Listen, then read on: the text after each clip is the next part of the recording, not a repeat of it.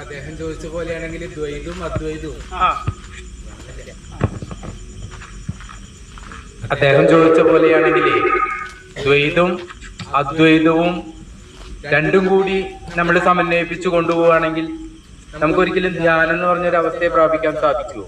അത് അപ്പൊ നമ്മൾ ഈ സ്കൂള് വിടേണ്ടി വരും. എന്റെ സ്കൂളില് അങ്ങനെ ഒരു സംഭവം ഇല്ല. ഏകാഗ്രത കിട്ടില്ലല്ലോ. അത് കിട്ടാതെ കിട്ടൂലേ? രണ്ടും കൂടി ആവുമ്പോ മനസ്സ് രണ്ട് എന്ന് പറയുമ്പോ രണ്ടെണ്ണമായിട്ട് മാറി അവിടെ നമുക്ക് ഒരിക്കലും ഏകാഗ്രത കിട്ടില്ലല്ലോ. അത് അതെ, അതുകൊണ്ടാണ് നമ്മൾ കൊടുക്കാത്തത്. അപ്പോ നമ്മള് സെൽഫ് റിയലൈസേഷൻ ആത്മാവാന്ന് തിരിച്ചറിഞ്ഞു ഇല്ലേ?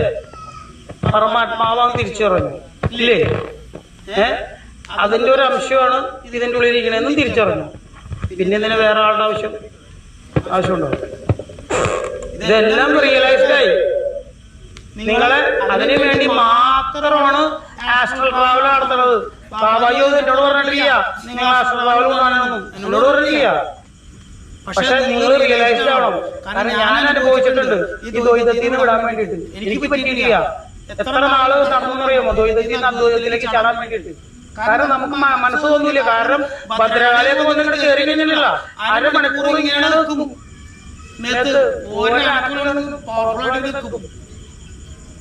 ശിവനും വന്നാലും അപ്പൊ ഇങ്ങനെ നമ്മള് ഫുൾ ചാർജില് ഇവരുടെ ഒപ്പം അതേ ഫേസ് അവരൊന്ന് കയറി നിന്ന് ബോഡിയിൽ നിൽക്കുമ്പോ കിട്ടുന്ന അനുഭവം ഉണ്ടല്ലോ. ഒരു കാരണവശാലും നമ്മൾ വിടില്ല. മനസ്സ് കിട്ടിക്കഴിഞ്ഞാൽ കാരണം അത്ര പവർഫുൾ ആണ് നമ്മള്. അങ്ങനെ ഇരിക്കുന്ന ഒരാള് നിങ്ങളൊക്കെ പൊക്കോ, ഞാനിവിടെ കണ്ണടച്ച് അദ്വൈതത്തിലേക്ക് മാത്രമേ നിൽക്കുള്ളൂ എന്ന് പറഞ്ഞാൽ ആരെങ്കിലും നിൽക്കുവോ? പോവില്ല.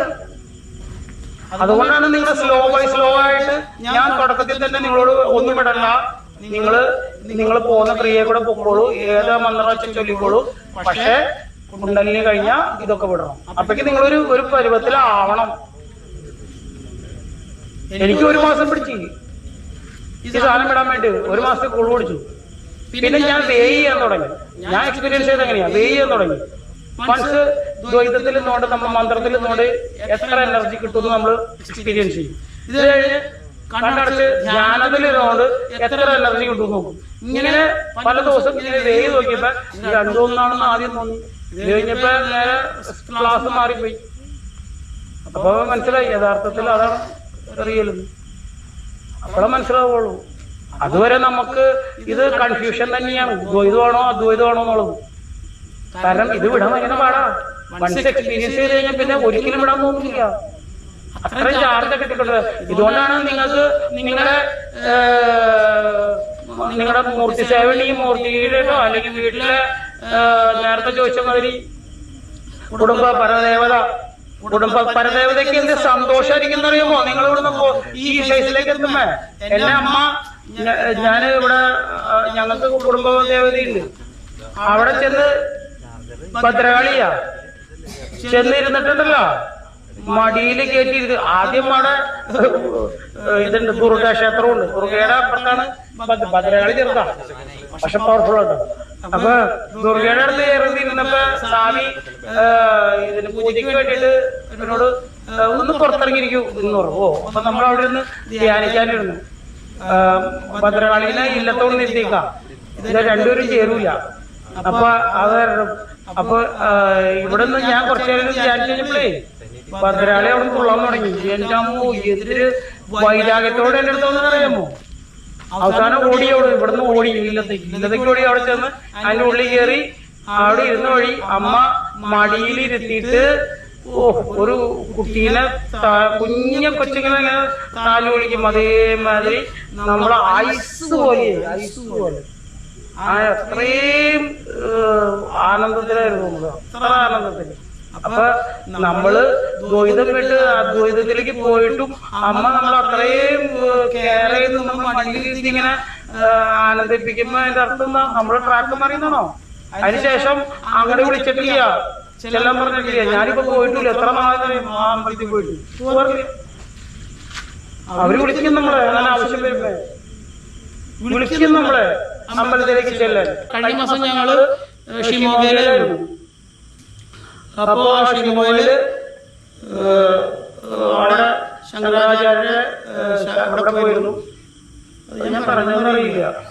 ശൃംഗേരി അറിഞ്ഞിരുന്നോ? ശൃംഗേരി ചെന്നപ്പോ ഞങ്ങൾ ആദ്യം പോയത് ഭൃഗുഋഷിയുടെ അടുത്തേക്ക്, ഭൃഗുഋഷിയുടെ സമാധിയിൽ. കാരണം അഗസ്ത്യാർകൂടായിരുന്നു ടിക്കറ്റ് ബുക്ക് ചെയ്തത്. പക്ഷെ ബുക്ക് ചെയ്ത അന്ന് നാളെ തുടങ്ങി എനിക്ക് അഗസ്ത്യര് അവിടെ ചെല്ലാൻ പറഞ്ഞില്ല. നമ്മളൊരു സ്ഥലത്തേക്ക് പോകണമെങ്കിൽ നമുക്ക് അവിടെ നിന്ന് ഇൻഡ്യൂഷൻ വരും ചെല്ലാൻ പറഞ്ഞത്. ആ ഒരു ഇത് ഇതുവരെ കിട്ടില്ല. അപ്പൊ ഞാൻ തുടക്കത്തിൽ തന്നെ പറഞ്ഞു ഇത് കിട്ടുന്നു തോന്നില്ല, അഗസ്ത്യരെ തന്നെ വിളിച്ചിട്ട് ഞാൻ പോകും. അപ്പൊ ആ രജീഷ് ഖത്തറിൽ ടിക്കറ്റ് വന്നേക്കാണ്. അപ്പൊ ഞാൻ പറഞ്ഞു നീ വന്നോളും, പക്ഷെ പോക്ക് ചിലപ്പോ അവിടേക്ക് ആയിരിക്കില്ല. ഭൃഗുവാണ് വിളിക്കുന്നത്, ഭൃഗുവിന്റെ അടുത്തേക്ക് പോകണം. ഭൃഗു അവിടെ കണ്ടിന്യൂസ് ട്യൂഷൻ വന്നോണ്ടിരിക്കുക, ചെല്ല അറിയില്ല അങ്ങനെയല്ലെന്ന് പറഞ്ഞു. അപ്പൊ ഇങ്ങനെ അഗസ്ത്യാരുടെ അടുത്ത് പോകാൻ പറ്റും. അവസാനം നേരെ ഇവിടെ വന്നു. ആ തലേ ദിവസം വരെ ടിക്കറ്റ് കൺഫേം അല്ലായിരുന്നു. തലേ ദിവസം ടിക്കറ്റ് ഒരാഴ്ചത്തേക്ക് മാറ്റി, ഡേറ്റ് മാറ്റി പറഞ്ഞു. ഞങ്ങൾക്ക് ആരും ടിക്കറ്റ് ഇല്ല. അതാണ് തുടക്കത്തില് പറഞ്ഞു അത് കിട്ടില്ല. അപ്പൊ പോകേണ്ടത് ഭൃഗുവിന്റെ അടുത്തേക്ക്. അങ്ങനെ നേരെ ഇദ്ദേഹം നമ്മുടെ മുമ്പ് പോയിട്ടുണ്ട് ഭൃഗുഋഷിയുടെ അടുത്തേക്ക്, രാജ്യത്ത്. അത് വന്നിട്ട് കൊനജേക്കല്ലു എന്ന് പറഞ്ഞ ഒരു ഗുഹയാണ്, ഒരു പാറയാണ്. അത് കർണാടക. അത് വന്നിട്ട് മറ്റേ മൂഡ്ബദ്രിന്ന് ഒരു 5-6 കിലോമീറ്റർ റേഞ്ചിൽ വരും. 2 കിലോമീറ്റർ മല കയറണം. അപ്പൊ അതിന്റെ മുകളില് വലിയ പാറ, അതിന്റെ ഉള്ളിലാണ് അതൊരു ശിവലിംഗം പാറയുടെ ഏറ്റവും ടോപ്പില്. ഇത് താഴെ ഒരു അമ്പലം പോലെ ഒരു പീഠം കണ്ടോ? ഞങ്ങൾ ഉണ്ടായിരുന്നു. അത് പാറയുടെ ഏറ്റവും ടോപ്പില് വീണ്ടും കയറണം. ഇത് അതിന്റെ മിഡിലായിട്ടാണ് ഈ ഗുഹ ഇങ്ങനെ വളഞ്ഞ് ഒരു കേവ് പോലെ വന്നിട്ടുള്ളത്. അതിന്റെ ഉള്ളിലാണ് ഭൃഗുഋഷിയുടെ സമാധി. ആ സമാധി സ്ഥലത്തേക്കായിരുന്നു നമുക്ക് ചെല്ലേണ്ടത്. അങ്ങനെ സമാധി ചെന്നു. അവിടെ നമ്മൾ ഭൃഗുഋഷിയായിട്ട് ധ്യാനിച്ചിരുന്നു. നല്ല പ്രസൻസ് ആയിരുന്നു. അപ്പൊ അവിടുന്ന് നേരെ 9 മണി വരെ ഞങ്ങളെ മുകളിൽ പോയി താഴത്ത് വന്ന് ഭക്ഷണം കഴിച്ചപ്പോ ഉടനെ പറഞ്ഞുകൊണ്ട് വിട്ടോളം വന്നു. അവിടെ പറഞ്ഞതാ ഞങ്ങളിൽ ഇതൊക്കെ ടെന്റൊക്കെ ഉണ്ടായി. അപ്പൊ രക്ഷയില്ല. 9 മണിക്ക് രാത്രി 9 മണിക്കാന്നിരിക്കണം, കാടിറങ്ങണം. എല്ലാ മൃഗങ്ങളും ഉണ്ട്. ഇറങ്ങിയോളം ഇറങ്ങാൻ പറഞ്ഞു 9 മണിക്ക്. ഫോറസ്റ്റ് ഒക്കെ ഫോറസ്റ്റുകാരുടെ അതൊന്നും അങ്ങോട്ട് പോലല്ലേ, അതൊക്കെ ചോദിച്ചാൽ കിട്ടൂല, അങ്ങോട്ട് പോലല്ല. അപ്പൊ അവിടെ പോയി താഴത്തേക്ക് ഇറങ്ങി ഉടനെ ട്യൂഷൻ വന്നു. 9 മണിക്ക് നേരെ കുടയാറിലേക്ക് അമ്മയുടെ ഇതുവരെയാണ് ട്യൂഷൻ വരാണ്. അങ്ങോട്ടേക്ക് ഓടാൻ പറഞ്ഞു. നമ്മുടെ യാത്ര കയറാനിരിക്കും, എവിടേക്കെങ്കിലും ചെല്ലുമ്പോഴായിരിക്കും അടുത്ത സ്ഥലത്തേക്കുള്ള കണക്ഷൻ വരണം. അങ്ങനെ നേരെ മൂകാംബിയെ പോയി. രാത്രി 1 മണിയായപ്പോഴേക്കും 12:30 1 മണിയായപ്പോഴേക്കും മൂകാംബിയ ചെന്നു. അവിടെ കൊടുത്ത് കാട്ടിലൂടെയാണ് ഇറങ്ങിയത്. 2 കിലോമീറ്റർ പോയി. ഒരു കുഴപ്പമില്ല, ആരും വന്നില്ല. അങ്ങനെ ഒരു ഗുണം കിട്ടില്ല, ആരും നമ്മളെ ഉപദ്രവിക്കുന്നില്ല എന്നുള്ള വിശ്വാസം. അപ്പൊ അങ്ങനെ വന്ന് മൂകാംബിയെ പോയി. രാവിലെ തൊഴിലേക്ക് പറഞ്ഞു എന്ത് ചെയ്താൽ ഞങ്ങൾ നടത്തിക്കില്ല. കുടജാദ്രി മല കയറാൻ ഞങ്ങൾ എത്ര പരിശ്രമം പറയുമ്പോ സമ്മതിക്കില്ല, ഫോറസ്റ്റുകാരെ സമ്മതിക്കില്ല. വേണമെങ്കിൽ ജീപ്പ് പോയിട്ട് ജീപ്പ് തന്നെ ഇറങ്ങി വരണം, നടക്കാൻ സമ്മതിക്കില്ല. കാരണം എന്താ, അടുത്ത സ്ഥലത്തിന്റെ സമയം. അപ്പൊ കുടജാദ്രി ചെന്ന് മുകളിൽ ഇതേമാതിരി കൃഷ്ണൻ വരുന്നത് 3 പ്രാവശ്യമൊക്കെ വെള്ളം വെച്ച് ഞങ്ങള് പഴയ വഴിയുണ്ടല്ലോ അവിടെ പോയവർക്കറിയാം, മറ്റേ ഇതുണ്ട് ഗണപതി ഗുഹയുണ്ട്. അപ്പൊ താഴത്തേക്ക് ഇറങ്ങി വന്നപ്പോ മുകളിൽ ശങ്കരപീഠത്തില് ശങ്കരന്റെ പ്രസൻസ് കിട്ടി. അവിടെ ലൈവുണ്ടായിരുന്നല്ലോ ശങ്കരന്റെ പ്രസൻസിൽ കിട്ടിയില്ലേ? അത് താഴത്തേക്ക് ഇറങ്ങി വരുന്നത് ഒരു സൈഡിലേക്ക് ഇറങ്ങി പോകണം. ചിത്രമൂലയല്ല, ചിത്രമൂല നമ്മുടെ താഴത്തേക്ക് പോകണം. അവിടെ ബ്ലോക്ക് ചെയ്ത് വെച്ചേക്കാം. അപ്പൊ ഈ പോണ വഴിക്ക് നടക്കണതിന്റെ ഇടയ്ക്ക് ഒരു റൈറ്റ് സൈഡിലേക്ക് ഒരു വഴി, അതിന്റെ ഉള്ളിലാണ്, ആ ഗുഹയുടെ ഉള്ളിലാണ് ആക്ച്വലി ശങ്കരാചാര്യർക്ക് ദേവിയുടെ ദർശനം കിട്ടിയത്. ആ ഗുഹ കുറച്ച് ഓപ്പണാണ്, അതല്ല സർവജ്ഞയുടെ ഏറ്റവും ടോപ്പിലുള്ളത്. അവിടുത്തെ ലൈവിട്ടുണ്ടായിരുന്നു. അപ്പൊ ഈ ഗുഹയുടെ ഉള്ളിൽ നിന്ന് പുറത്തിറങ്ങിയപ്പോ ഇതെല്ലാം കണ്ടിന്യൂ ചെയ്യാം. എവിടെ എത്രയോ നാളായിട്ട് ഈ സാധനം അടഞ്ഞിടക്കാണ്. ഇതിലേക്ക് ആരും പോണില്ല, ഫുൾ മരങ്ങളൊക്കെ വീണ് റോഡ് ഒക്കെ ബ്ലോക്ക്. ഈ വഴിപാതന്ന് എങ്ങനെ കൂടെ കൊണ്ട് അവസാനം നടന്നാണ് രക്ഷപ്പെടുമെന്ന് വിചാരിച്ച് മുക്കാൽ പോയി, എത്താറായി. പക്ഷെ ഇത് അവിടെ പ്യൂർ കാട്ടില് എങ്ങനെ അങ്ങോട്ടും ഇങ്ങോട്ടും എങ്ങനെ കൊണ്ടുവരുന്നത് തിരിച്ചു അതേപോലെ കാട്ടില്. പക്ഷെ മൂകാംബികാദേവിയുടെ ഡയറക്റ്റ് ലൈവ് ദർശനങ്ങൾ കൊടുത്തു. അവിടെ നിന്നിട്ട് അമ്പാനത്തിലൂടെ അമ്മയുടെ അവിടെ നിന്ന് ചാർജ് ഡയറക്റ്റ് 5 minutes നല്ല പക്ക ചാർജിങ് ആയിരുന്നു. എന്നിട്ടാണ് ഞങ്ങളുടെ കാട്ടിലേക്ക് വിട്ടത്. എന്നിട്ട് തിരിച്ച് അതേ ദർശനം തിരിച്ചു വന്ന് ഇറങ്ങിപ്പോയി. അപ്പൊ എന്താണ് നടത്തിച്ചാ അവിടെ ഇരുന്നപ്പോ ശങ്കരാചാര്യരും അമ്മയും പറഞ്ഞു നേരെ ശൃംഗേരിയിൽ പോകണം. ശൃംഗേരിയില് ആ രാത്രി തന്നെ ഇറങ്ങി വന്ന് ഉടനെ വണ്ടിയെടുത്ത് രാത്രി 10:30 അതും കാട്ടില്ല ശൃംഗേരി.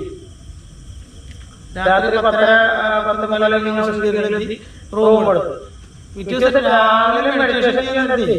മൊത്തം കിട്ടും, മൊത്തം കളവ്. ശൃംഗേരിയിലായിരിക്കണം മൊത്തം കളവ്. 3-3:30 എഴുന്നേറ്റേക്കാം. എന്നിട്ട് അവിടെ നിന്ന് ധ്യാനിച്ചു വന്നപ്പോ എക്സ്ട്രാ ടെറസ്ട്രിയൽ കൂടി വന്നിട്ടാണതാ വേറെ പ്ലാനറ്റിൽ നിന്ന് അവര് നെഗറ്റീവ് എനർജി വന്നിട്ട് ഇതിനെ മൊത്തം കളവ് പോയി. ആ ഒരു ആശ്രമം മൊത്തം കവർ ചെയ്തു. ഇത് ആരും അറിയില്ല. പൗർണമിയുടെ 2ാം ദിവസം. അപ്പൊ ഇതാണ് കുഴപ്പം. അതാണ് ശങ്കരൻ നമ്മളോട് ഇവിടേക്ക് വരാൻ പറയാം. അങ്ങനെ അവിടെ നിന്ന് വെളുപ്പിനെ ധ്യാനിച്ച് അമ്പലത്തിന്റെ മുകളിലുള്ള അമ്പലം അവിടെ പല അമ്പലങ്ങളുണ്ട്. ഇവരുടെ മെയിൻ ശിവലിംഗവും ദേവി വൈഷ്ണവി 2 അമ്പലമുണ്ട് അപ്പുറത്തോട്ട്. അത് കഴിഞ്ഞ് പുഴയാണ്. പുഴയുടെ അപ്പുറത്താണ് മടവിരിക്കുന്നത്, ശൃംഗേരി മടവിരിക്കുന്നത്. അപ്പൊ ഇപ്പുറത്തെ അമ്പലവും അപ്പുറത്തും മടവും. അപ്പോ ഈ സൈഡ് മുഴുവൻ നമ്മുടെ ക്ലിയർ ചെയ്തു. അപ്പൊ ഓക്കെ, രാവിലെ ചെന്ന് തൊഴുതു. ഓക്കെ, അപ്പുറത്തെ സൈഡിലേക്ക് കടത്തി വിടൂല. ഈ ഇത് കാരണം പൗർണമി കാരണം 3 ദിവസത്തേക്ക് അവിടെ പൂജയാണ്, സ്പെഷ്യൽ പൂജ. അപ്പൊ ദർശനമില്ല. 10:30 കഴിയാണ്ട് ഈ മെയിൻ സ്വാമിനെ കിട്ടില്ല.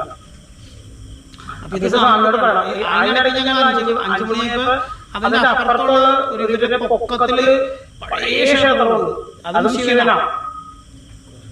പക്ഷെ അതിന്റെ അകത്ത് ഈ ക്ലൗഡ് ഇങ്ങനെ ഒന്ന് മൂടിക്കെടുത്ത 0 എനർജിയാ ഈ അമ്പലത്തിൽ. പക്ഷെ നമുക്കതിനുള്ള ഇതിലില്ല, നമ്മളോട് പറഞ്ഞിട്ടില്ല, നമ്മൾ ചെയ്തിട്ടില്ല. അപ്പൊ ഈ സ്വാമിയോട് പറയാനായിട്ട് നോക്കിയപ്പോ 10:30 ആവാണ്ട് വരെയില്ല. അപ്പൊ അവിടെ ഇരുന്ന ദേവിയുടെ അടുത്തുള്ള മെയിൻ പൂജാരിയോട് പറഞ്ഞു, ഇങ്ങനെ ഒരു സംഭവം ഉണ്ട്, ഒന്ന് കൺവേ എന്ന് ചോദിച്ചു മെയിൻ സ്വാമിയുടെ അടുത്ത്. അപ്പൊ അദ്ദേഹം പറഞ്ഞു, നിങ്ങളൊന്ന് നേരിട്ട് പറഞ്ഞായിരുന്നു. ഓ ആയിക്കോട്ടെ എന്ന് പറഞ്ഞു. അത് ചെയ്യാൻ പറ്റും. ഞങ്ങൾക്ക് അപ്പോഴേക്കും അവിടെ നിന്ന് നിമിഷം വന്നു 12 മണിക്ക് എവിടെ ഇവിടെ എത്തിക്കൊള്ളാം. എവിടെ അനന്തപുരത്തെ ചേട്ടനായിരിക്കണേ. അവിടെ അപ്പത്തെ ചേട്ടൻ വിളിച്ചു, നാരായണ ചേട്ടനെ അനന്തപുരത്തേക്ക് അമ്പലം പ്രടകണെന്ന് പറയാൻ വേണ്ടി. അപ്പൊ 12:30 മുമ്പ് എത്തിയാന്ന് പറഞ്ഞു. ഓ ഗൂഗിളിൽ നോക്കിയപ്പോ കറക്റ്റ് 12:30. അവിടെ നിന്ന് വിട്ടാ 12:30 ഇവിടെ എത്തും. അതാണ് ഗൂഗിൾ മാപ്പിൽ കിടച്ച് പോയി കാണിക്കുന്നത്. അവിടെ സാധനം കാണാൻ പറ്റുമോ? അപ്പൊ സാധനങ്ങളോട് അപ്പൊ മോളിൽ നമ്മൾ ഇപ്പോഴും നെഗറ്റീവ് ചാർജ് അവിടെ കാണും. അപ്പൊ കാഴ്ച ക്ലിയറായി. അപ്പൊ അവിടെ നേരെ അനന്തപുരികളാണ് അടിച്ചു പൊളിച്ച് വന്ന് കറക്റ്റ് 12:15 ഞങ്ങൾ എത്തി. അപ്പൊ അവിടെ ഒന്ന് പൂജ പൂജയ്ക്ക് നടത്ത് തുറന്നു കഴിഞ്ഞപ്പോഴേ അവിടെ ആരാധന അനന്തപുരിയാണ്. ഇവിടെ തിരുവനന്തപുരത്തെ പത്മനാഭസ്വാമി ക്ഷേത്രത്തിന്റെ മൂലസ്ഥാനമാണത്. അവിടെ ഭഗവാനെ എനർജിയില്ല. ഇവിടെ കൺസ്ട്രക്ഷൻ ഇറുക്കിപ്പിടിച്ചാണ് ബിംബത്തിന്. അപ്പൊ ഇതിനുള്ള കുഴപ്പമെന്ന് വെച്ച് കഴിഞ്ഞാൽ ത്രോട്ട് ചക്ര ഓവറാക്ട് ഇങ്ങനെ ഇരുന്നിരുന്ന് ഓവറാക്ടാവും. ഇങ്ങനെ ഓവറാക്ട് ചെയ്യുന്നത് സംഭവിക്കും ചക്ര ആക്റ്റീവ് ആവും. മനസ്സിലായോ? അപ്പൊ ഒന്നുകിൽ പൂജാരി അല്ലെങ്കിൽ തന്ത്രി അല്ലെങ്കിൽ അതിനോട് ബന്ധപ്പെട്ട അമ്പലത്തിൽപ്പെട്ട ആൾക്കാർ വഴിയേക്കും. ഇതാണ് സംഭവം. കാരണം കൺസ്ട്രക്ഷൻ ഇവിടെ റോട്ടിൽ പിടിച്ചിട്ടാണ്. അതിനകത്ത് നോക്കി വന്നപ്പോ പഴയ ഒരു മാലയുണ്ട് ഇവിടെ ഇട്ടുകൊണ്ടിരിക്കുന്നത്, ഒരു തുളസി മാല. ഈ സാധനത്തിൽ നല്ല ഭംഗിന്റെ എനർജി നെഗറ്റീവ് ആരാണ്ട് കൊടുത്ത് സന്തോഷപ്പെടുത്തി വെച്ചേക്കാണ് ഭഗവാൻ ഇട്ടുകൊണ്ടിരിക്കുന്നത്. അപ്പൊ എനർജി കട്ട്. അപ്പൊ ഓൾറെഡി അതിനോട് ബന്ധപ്പെട്ട ഒരാള് ഓൾറെഡി ലേഡീസിന്റെ ഇതിനകപ്പെട്ട് പോയിട്ടുണ്ട്. അപ്പൊ ഇനി അടുത്തത് പറ്റാൻ പോണത് അത് മാറ്റിയില്ലേ. പക്ഷെ അവര് പറഞ്ഞോ മാറ്റിയോ തന്ത്രി വ്യത്യാസം വരും. അപ്പൊ തന്ത്രിയോട് ചോദിച്ച് അത് ക്ലിയർ ചെയ്യുമെന്ന് പറഞ്ഞു. ഇതാണ് ഓരോ സ്ഥലത്തുള്ള കുഴപ്പം. നമുക്ക് എല്ലാത്തിനും ഒരു നിയോഗം വരും. ഇതൊക്കെ നമ്മൾ മനസ്സിലാക്കും. അപ്പൊ നമ്മളിങ്ങനെ മൂകാംബികയിലവിടെ കുടജാതിയുടെ മുകളിൽ നിൽക്കാണ്ട് ഓടിപ്പിക്കുന്നതിന് ശൃംഗേരിയിലേക്ക് കറക്റ്റ് ടൈമിലോ ഇവിടേക്ക് ഓടിപ്പിക്കുന്നതിനാണ്. അതൊക്കെ നിയോഗമാണ്. നമ്മളൊരു ലെവല് കഴിഞ്ഞ് കഴിഞ്ഞാൽ നമുക്ക് ഇതെല്ലാം കാണിച്ചു തരും. അവര് നമ്മൾ യൂസ് ചെയ്യുന്നതാണ്, അവരും യൂസ് ചെയ്യും നമ്മൾ. ഇതൊക്കെ നമ്മൾ നിയോഗം. ഇവിടെ അപ്പോൾ നമ്മൾ ദ്വൈതവും അദ്വൈതവും തമ്മിലുള്ള ഇതാണ് പറഞ്ഞുകൊണ്ടിരിക്കുന്നതെങ്കിലും നമ്മൾ മൂന്നാം കണ്ണ് തുറന്നു കഴിഞ്ഞതിന് ശേഷം നമുക്ക് റിയാലിറ്റിയിൽ എന്താണ് ദ്വൈതം എന്താണ് അദ്വൈതം എന്നുള്ള വേർതിരിവ് നമുക്ക് തിരിച്ചറിയാൻ പറ്റും. അപ്പോൾ അങ്ങനെ നമ്മൾ മൂന്നാം കണ്ണ് തുറന്നതിന് ശേഷം ദ്വൈതഭാവത്തിൽ നിന്ന് അവർ നമ്മളെ ഉപയോഗിക്കാം. അവർ നമ്മളും അവരും തമ്മിലുള്ള ഒരു നേരിട്ട് കാണുകയും അവർ തമ്മിൽ നമുക്ക് ഇൻട്രാക്ട് ചെയ്യുകയും ചെയ്യാവുന്ന ഒരു സിറ്റുവേഷനിലേക്ക് വരും. അപ്പോൾ നമ്മൾ യൂട്ടിലൈസ് ചെയ്യാറുണ്ട് അവരങ്ങനെ. അതേപോലെ നമുക്കും അവരുടെ ഹെൽപ്പ് നേടാം. ചില സിറ്റുവേഷൻസിൽ നമുക്ക് രക്ഷപ്പെടാൻ പറ്റാത്ത ചില സമയങ്ങളിലൊക്കെ ഞങ്ങൾ ചിലപ്പോൾ അഘോരഭാവത്തിലുള്ള ചിലപ്പോൾ ഏറ്റുമാനൂരും ഒക്കെ നമ്മളും ചെന്നിരിക്കാറുണ്ട്. കാരണം അവിടെ ഇരുന്ന് ധ്യാനിച്ച് ആ എനർജിയിൽ ധ്യാനിച്ച് ചില നെഗറ്റീവ്സിനൊക്കെ എടുത്ത് കളയണമെന്നുണ്ടെങ്കിൽ ചിലപ്പോൾ അങ്ങനെ അഘോരഭാവത്തിലുള്ള സ്ഥലത്ത് ചെന്നിരിക്കേണ്ടി വരും. അപ്പോൾ അങ്ങനെയുള്ള സിറ്റുവേഷൻസിൽ നമ്മൾ ഹൈ എൻഡ് എനർജിയുള്ള അമ്പലങ്ങൾ നമ്മൾ യൂട്ടിലൈസ് ചെയ്യാറുണ്ട്. അപ്പോൾ അത് ആ മൂന്നാം കണ്ണ് തുറന്നതിന് ശേഷമാണ് നമുക്ക് റിയാലിറ്റി മനസ്സിലാവത്തുള്ളൂ. അതുവരെ നമ്മൾ ദ്വൈതവും അദ്വൈതം നമ്മൾ വേർതിരിച്ച് അറിയാനൊക്കെ ബുദ്ധിമുട്ടായിരിക്കും. പക്ഷേ നമ്മൾ ദ്വൈതത്തിൽ നിന്ന് വിട്ട് കുണ്ടലിനെ റേസ് ചെയ്ത് കഴിയുമ്പോഴേക്കും ആ അദ്വൈത ഭാവത്തിൽ പോയാലേ നമുക്ക് കുണ്ടലിനിയുടെ റിയൽ സ്ട്രെങ്ത്ത് കിട്ടുകയുള്ളൂ. അതോടൊപ്പം ആസ്ട്രൽ ട്രാവലും ചെയ്യാൻ സാധിക്കാൻ പറ്റുള്ളൂ. നമസ്തേ.